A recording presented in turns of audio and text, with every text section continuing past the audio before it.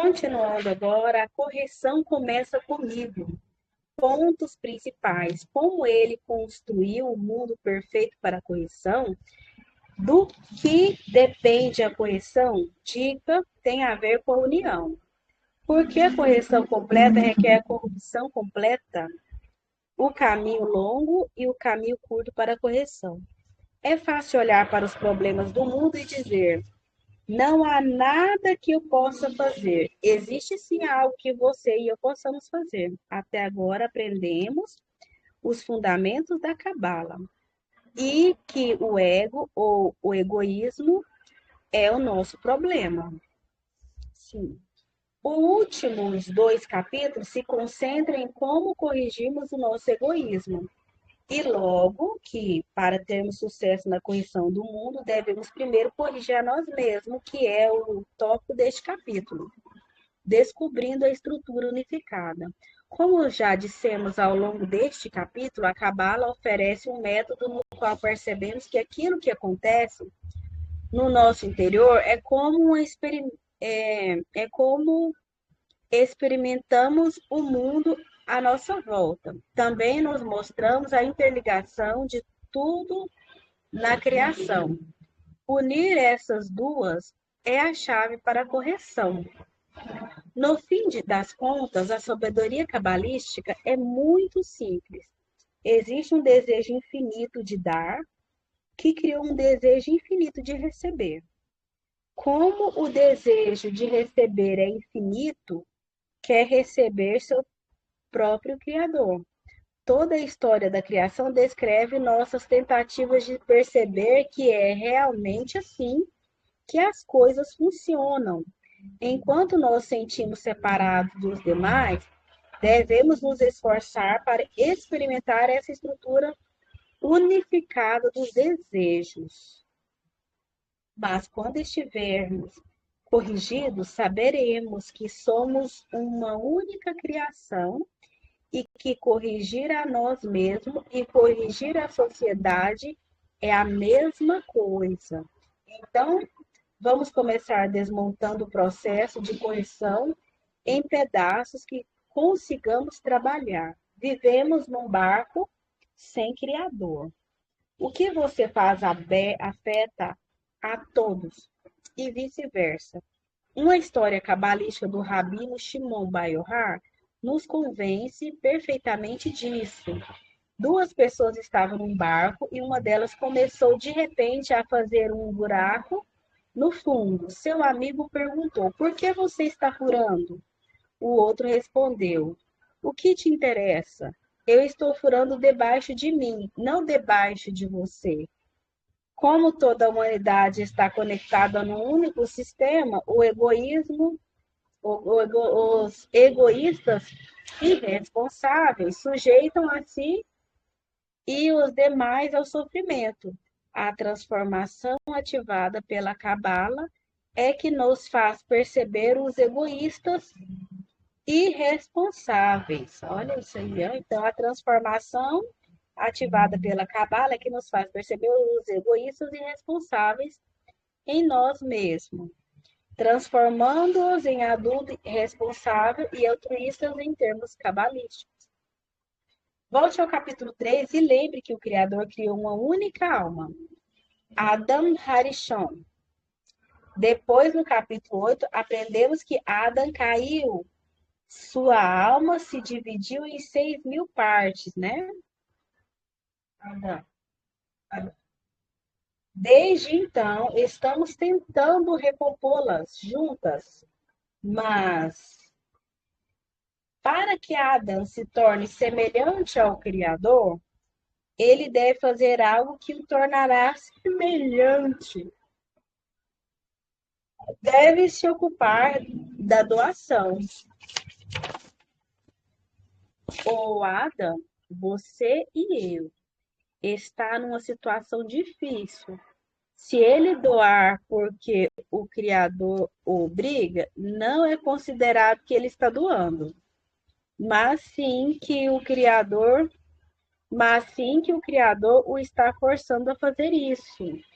Para fazer com que o Adão alcance um estado que queira doar, porque a qualidade de doar é em si mesmo do mais alto valor, sem qualquer pensamento seu, o Criador deve estar oculto. Devemos sentir que vivemos num mundo sem Criador, sem controle e o governo, sem o controle e o governo do alto.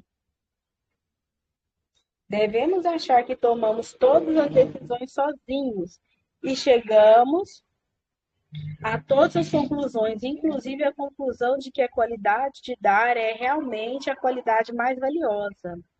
Nós recebemos a ocultação do Criador e a sensação de que estamos em contato com outras pessoas.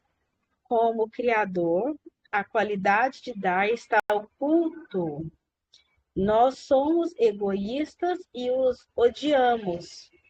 Elas nos odeiam, mas, ao mesmo tempo, somos dependentes delas e elas são dependentes de nós. É exatamente isso que a globalização tem demonstrado a nós de forma tão clara nos últimos anos. Portanto, como podemos reconciliar nossa atitude para com a sociedade em que, por um lado, precisamos do outro e, por outro lado, os odiamos e queremos explorá-los? O Criador nos colocou entre duas forças, né? Então, que as duas forças, ó, que eu falo tanto. Onde temos a oportunidade de observar como escolheremos. Podemos nos desenvolver livremente como alguém que dá sociedade acima da nossa natureza, sem qualquer consideração por nós mesmos. Ou podemos escolher permanecer tão egoísta quanto somos hoje. Ao escolhermos dar acima do interesse próprio, nós tornamos semelhantes ao Criador. Na medida em que fazemos isso, o Criador se abre para nós. Ele não precisa mais ficar oculto, porque nós tornamos como ele. A salvação na união do egoísmo. A propósito, isso explica por que Adão caiu. Primeiro, tivemos que ser criados como uma criatura única. Depois, fomos separados em indivíduos egoístas, distantes e desprendidos, porque este é o único modo de percebermos a nossa completa oposição ao Criador. Existem muitos outros como nós em volta. A alma de Adão, que era una, dividiu-se numa multidão de almas ou corpos, para dar a cada um de nós a oportunidade de determinarmos a nossa atitude e escolhermos queremos ser como Criador. A alma original era muito pura quando o Criador a criou, com desejos muito pequenos, para receber todos os prazeres que o Criador quer dar. A pessoa deve ter um desejo de receber infinito, desproporcional. A alma original tinha isso, mas incondicionalmente. Estes desejos tiveram que se tornar conscientes e perceptíveis. Além disso, a criatura teve que sentir que estes desejos eram egoístas, o que exigiu que ela se quebrasse ou dividisse, por várias razões. Primeiro, é impossível corrigir um desejo a receber tão poderoso que houver só uma pessoa. Então, primeiro, é impossível corrigir um desejo de receber tão poderoso se houver só uma pessoa. O Criador dividiu Adão de forma que cada pessoa pudesse corrigir o pequeno egoísmo interior. E mais, o Adão se dividiu para ter outras pessoas em quem trabalhar. Você e eu precisamos nos unir em outras pessoas egoístas, como nós, para nos tornarmos semelhante ao Criador. Finalmente, num estado de depravação, podemos reconhecer a natureza insignificante, limitada e sem esperança do nosso egoísmo. Podemos então desenvolver um desejo de união para transformar nossa natureza no oposto à natureza altruísta, né? Agora você sabe a explicação cabalística da história de Adão. O que você faz? O que você faz? Os outros estão lhe tratando de modo como você os trata? Porque eles são um reflexo da sua atitude em relação ao mundo. Como exploramos o mundo e o tratamos mal? Pensamos que é assim que o mundo está nos tratando. O enredo da realidade em nosso cérebro é negativo. É por isso que a realidade parece negativa para nós. Obviamente, isso faz com que o nosso mundo pareça ameaçador e inseguro. Nesse estado, o único meio de restabelecer a segurança é a confiança e concordando unanimemente em corrigirmos nossos desejos egoístas. É por isso que estamos descobrindo que simplesmente para existirmos precisamos uns dos outros. Além disso, devemos ser bem tratados por todos, ou não seremos capazes de escapar da ameaça da destruição. Quando percebemos que não temos nenhuma escolha, se não tratarmos bem uns aos outros, decidiremos que temos que amar nossos semelhantes e pediremos por este poder do alto. Este poder virá do Criador, da luz superior, e alcançaremos a conexão. É nisso que reside o otimismo inato da Cabala, uma cadeia de almas. Portanto, estamos todos compartilhando a vida exatamente como as células do corpo, onde cada um depende da vida do organismo inteiro. Se as outras almas pensarem em você, você viverá. Se elas não pensarem em você, você morrerá. Essa lei é a condição para a vida espiritual, como também para a vida física. Atualmente somos considerados espiritualmente mortos. Nossas almas atuais são chamadas almas animadas. A alma animada. Nossa, que legal isso aqui, ó. Animada. A alma animada refere-se a nossas vidas nesse mundo, no estado de separação do Criador. Tudo que sentimos e experimentamos nessa vida, contato que não adquiriramos, uma tela e desenvolvamos o primeiro CLI espiritual, é considerado parte da alma animada. Ela existe enquanto vivemos neste mundo e desaparece quando morremos, mas ela está longe da alma a que os cabalistas se referem quando escrevem sobre almas no Zohar e outros livros. Para se ter esta alma, devemos primeiro decidir que queremos a nossa alma, que queremos a vida eterna e que queremos ser semelhante ao Criador. Lindo isso aqui, hein? O Rabino Yehudá Hashlog escreve que todas as pessoas ao longo da história são, na verdade, uma grande cadeia de almas para perceber e experimentar essa unidade da humanidade. Você deve ter uma alma eterna que esteja conectada ao eterno, ao Criador, e desse tipo de alma que os cabalistas estão falando. Lindo, né? Sobre a alma. Agora você percebe por que a sua correção pessoal está tão conectada à correção de todos? Todas as almas estão unidas.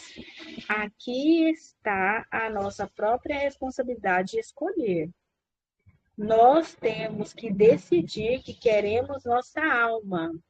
Olha a escolha aqui, hein?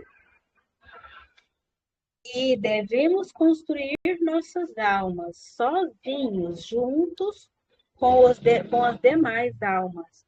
Na linguagem cabalística, dizemos que as almas estão conectadas e integradas no único corpo.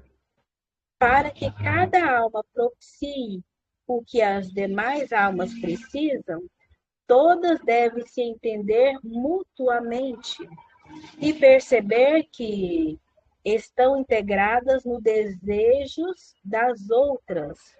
Em outras palavras, em sua alma, você deve estar incluído nos outros desejos das outras pessoas, de modo que você possa lhe proporcionar o que elas querem. Cada célula do corpo faz exatamente isso. Ela sente o que o corpo exige dela. No nível pessoal, você deve saber que os outros precisam de você e fornecer o que eles precisam. Deste modo, você se torna como um corpo completo. Você contém o desejo do outro dentro de você por causa do seu amor por eles e você quer o que eles precisam. Quando você trabalha com os outros dessa maneira, sente-se que pessoalmente cresceu muito. Assim, você pode dar a eles o que eles precisam e se torna uma grande criatura, única e unificada, mantendo-se opostos ao Criador, pelos olhos dele. Quando você quer dar aos demais o que eles precisam, você se torna semelhante ao Criador.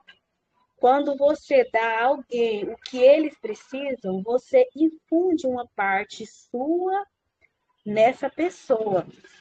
À medida que a pessoa recebe, ela começa a construir no outro a compreensão que dar aos demais é bom, valioso e, mais importante, prazeroso. Além disso, o doador começa a sentir que não é a doação aos outros que é prazeroso, mas a própria doação, o estado de ser um doador. Se você pensar sobre isso por um momento, perceberá que nada mesmo no nosso mundo físico é criado sem o ato de dar. Como as criaturas conseguem nascer sem doação de seus pais? Os recém-nascidos nascem porque seus pais os amam e querem dar a eles antes mesmo que eles venham ao mundo. Isso nos convence de que, se este mundo existe, significa que o seu Criador o ama. Se não, se nós também queremos amar o mundo, precisamos aprender a vê-lo com os olhos dele, além do nosso egocentrismo. Se você quer der às pessoas o que elas precisam, você começa a ver o mundo com os olhos do Criador e assim alcança o propósito da criação, adquire o pensamento do Criador. Quando você dá, porque dar é merituoso aos seus olhos, sem qualquer benefício direto ou indireto de doação, considere-se que sua ação são do seu próprio livre-arbítrio. A doação não é para você, mas para o propósito de dar. Logicamente, nenhum ato fica sem recompensa, porque, como explicamos, o Criador quer dar para nós, mas a recompensa por gostar de dar é, aparentemente, separada da doação em si. É a revelação do doador, o Criador. Em outras palavras, a recompensa por agir como Criador e descobrir o Criador é o motivo no qual ele faz o que faz. Através disso, você alcança a correção final. e o propósito de sua criação. A chave de todo o processo está na mudança, no pensamento e da consciência. Você não precisa mudar nada no mundo, exceto sua própria atitude para com as demais almas, as demais pessoas. E por isso que a afirmação amar ao próximo como a si mesmo é suficiente para corrigir o mundo, não outras maneiras de influenciar o mundo, não outras maneiras de influenciar a mudar o mundo.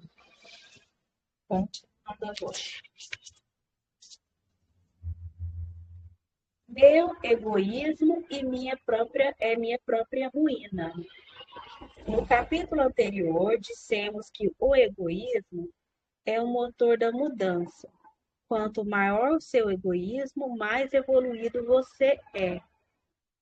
Quanto maior o seu ego, não, no capítulo anterior dissemos que o egoísmo é o motor da mudança. Quanto maior o seu desejo, mais evoluído você é. Porque quando quer mais, também pode receber mais.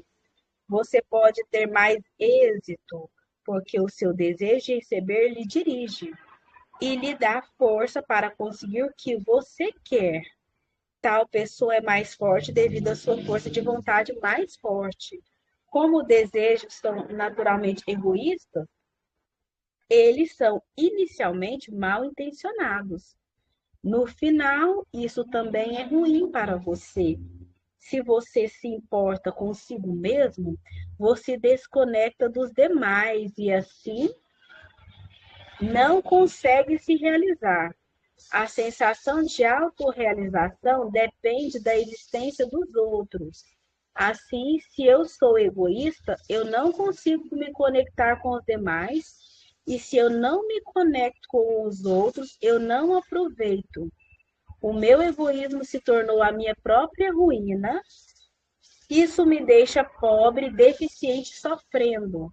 Como eu tenho um grande desejo de receber, eu estou constantemente perseguindo prazeres, mas ainda estou constantemente vazio. Este é o estado que, como dissemos, leva a uma crise espiritual. Você recebe que não pode continuar vivendo assim. Você percebe, na verdade, você percebe que não pode continuar vivendo assim. E entende que deve mudar algo em sua vida. O seu ponto no coração desperta, e nesse estado, todo mal em você pode se transformar em bem. Todos cresceram. Consequentemente, o desejo leva a uma escolha, que na verdade não é uma escolha. Se nós somos tão dependentes uns dos outros, devemos nos importar com eles e cuidar deles, mesmo que os odiemos. Para sobrevivermos e nos corrigirmos, devemos cuidar daqueles que odiamos. Se não fizermos isso, sofreremos. Portanto, o que devemos fazer? Tornamos-nos adultos. Se nós estivermos conectados, também somos responsáveis pelos outros. Da mesma forma que os adultos se responsabilizam por tudo em sua volta: seu ambiente, seus filhos, seus amigos, sua cidade e seus países. Tudo e todos. O Criador não gostaria de nenhum outro jeito, é o plano dele.